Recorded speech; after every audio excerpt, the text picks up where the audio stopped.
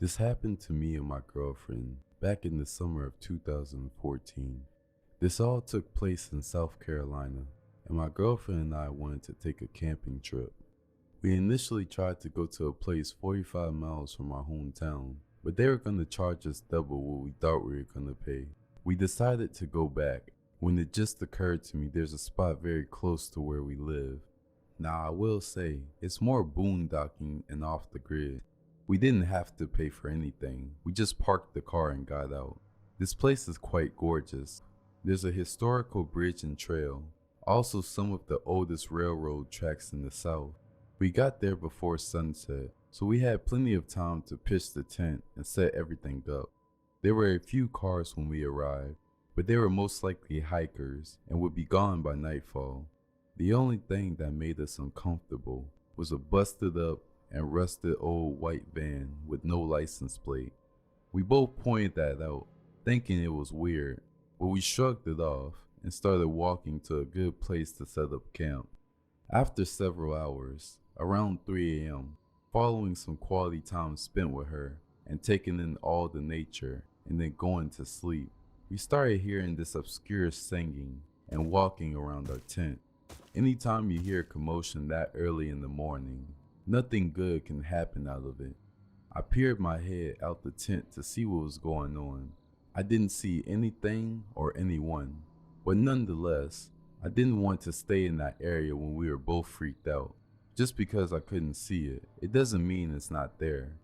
As we were quietly gathering our belongings, we swore we heard the singing get louder. I recall words in the song he was singing had, "Now won't y'all come out," followed by this raspy laugh. Once we finally packed the tent, that was when crunching on the leaves and his humming is what we heard, so we knew this guy was close by. I grabbed her hand and threw the tent and folding chairs on my back. We made sure to run the opposite way from where all his noise was coming from. Luckily, we set camp up fairly close to the parking lot because I could see lights through the trees. As we ran and scurried away from whoever was chasing us, we noticed the lights from the parking lot weren't just from the street lights, but also, to our horror, it was that rusty old white van we saw at the beginning. We hurried up the hill, just hoping this guy was alone. His van was right in front of mine. If he had an accomplice, that would be another person to deal with. As we reached the lot, we got into the bright street lights. I noticed my girlfriend's hand make a slight twitch and her pace slowed down from that. I could tell she was turning her head to look at our attacker. I heard her gasp loudly, "Come on, don't look, we're almost there." She focused back and we continued running in unison. This guy was getting closer as I could hear the noise of the gravel intensify. I heard him wheezing and him barking, "Don't y'all think you'll get away." As we just made it past the van, we split. I handed her the keys so she could unlock and start the car, and I could throw all the gear in the trunk and we could make it out of this place. As I frantically laid the camping gear in the back seat and headed to the driver's side, that was when my body faced forward for the first time in a while. Every noise this guy was making was close and amplified now. With the car running, I kept my head down and put it in reverse, but curiosity got the better of me. In the brightness of my headlights, this man was a behemoth with a stern wrinkled face with red patchy hair, a goatee that had dirt and crud smeared over it. His eyes were fixated on us like a scope magnifying on two 10-point bucks. He was wanting to kill. "Get back here," he barked, waving a baseball bat back and forth. I shook my head, and with that, I swerved out, and we were on the way out with our hearts racing. In the rearview mirror, we saw the man slam the bat in frustration, a narrow escape. We drove to Waffle House and spent the rest of the early morning until sunrise there.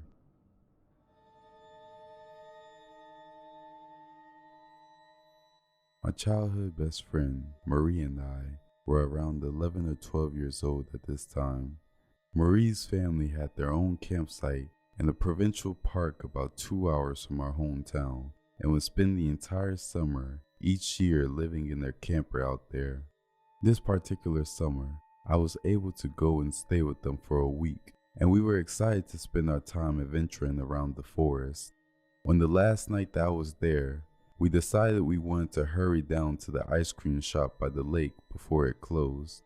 It was early evening at this point, still pretty bright out, but beginning to lose light. The path we took was down a short slope right next to the main road, with maybe 10 feet of thick bush and trees in between. On the other side was the forest, with more tall, thick bushes.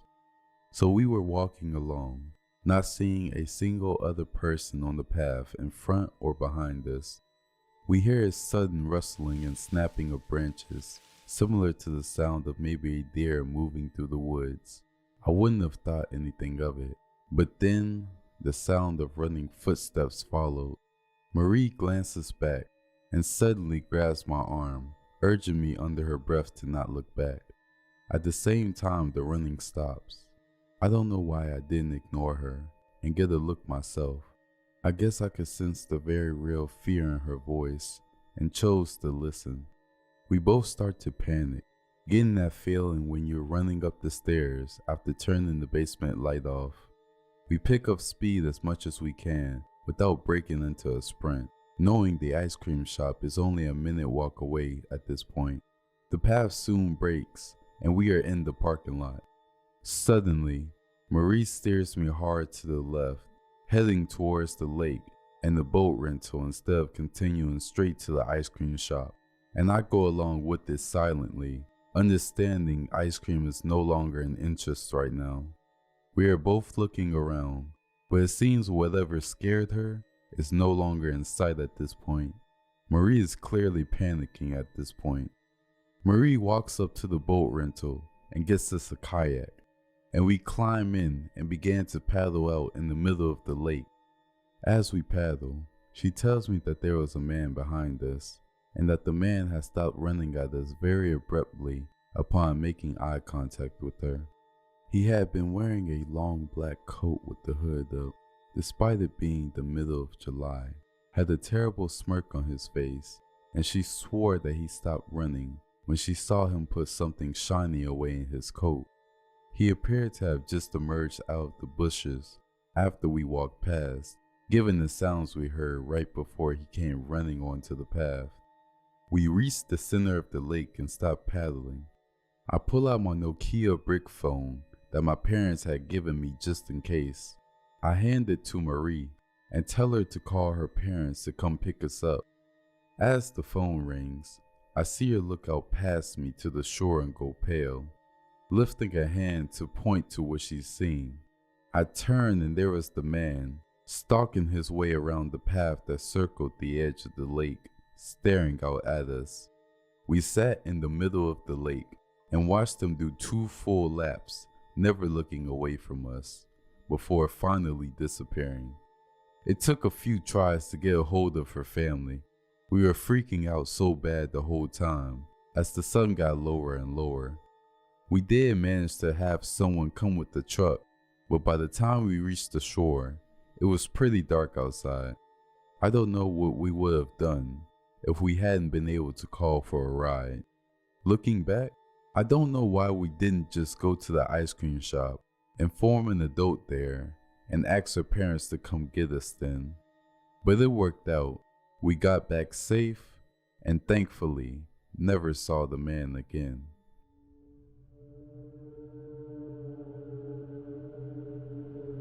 This isn't my story, but my best friend's.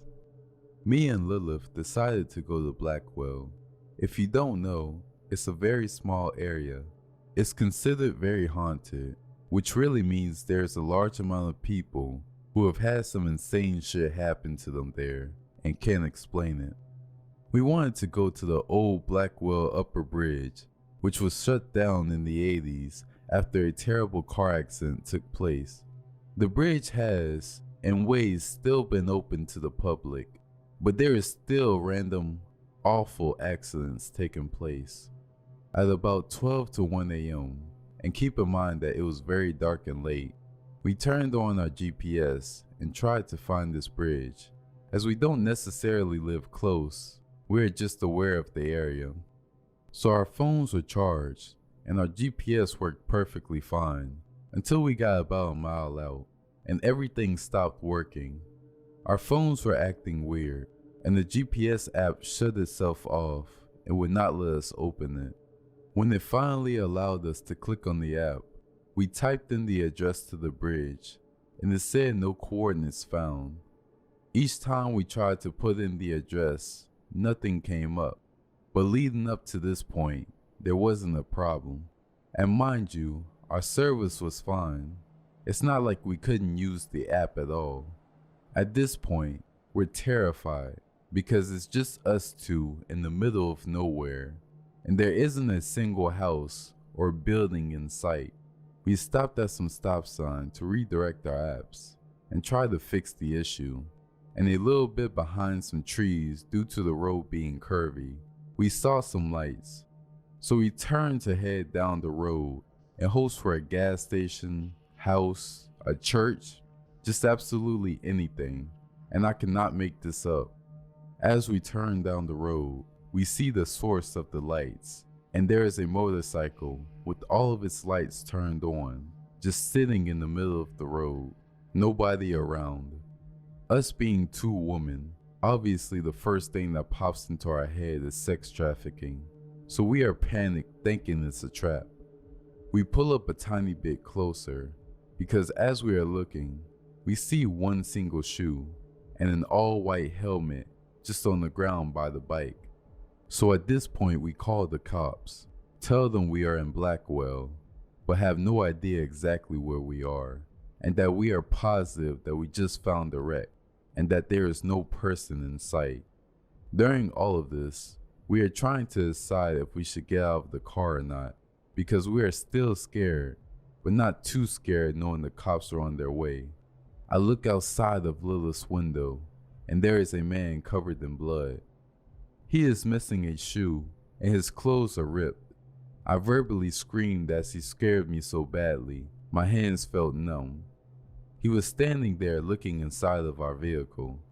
Lilith cracked the window a very tiny bit, just enough to ask him if he was okay, and he didn't mutter a single word. At this point we are terrified. She has her concealed carry, so she grabs her gun as ready as possible to protect us if this man does anything too crazy. But in the back of my mind, I'm trying to convince myself maybe he is just stunned or freaked out because he just had an awful wreck. This is when an all-black Ford Ranger truck pulls up behind our vehicle, and these two middle-aged men get out and try to see if everything is okay. And he grabs the guy's shoe and tries to talk to him and figure out what happened. Just a minute later, the paramedics and the state trooper pull up behind us. As I stay in the driver's seat, Lilith gets out to talk to the guys from the Ford Ranger.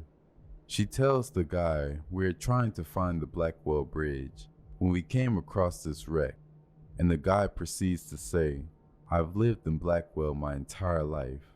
I grew up here, and I have no idea what bridge you're talking about." This was suspicious to me, because most people know of the Blackwell area, and I know a lot of people who have been to this bridge, including my own parents. Well, I talked to the state trooper. I told him that the guy was really weird when we were trying to see if he was alright, and I just told him what we experienced. Lilith had talked to the other cop, who gave her directions to get to the bridge, but he told us not to get on it because he's scared that something will happen. Then about 10 minutes go by, and everyone's cleared out. It was just me and Lilith back on the side of the road. We traveled down until we got on the old Upper Blackwell Bridge Road. We start to see the bridge in the distance, but we also see something else. The exact black Ford Ranger with the two guys who stopped at the wreck. The ones who told us they didn't know a single thing about the bridge. We hit it in reverse and left. I don't know if I'll ever try to find this bridge again.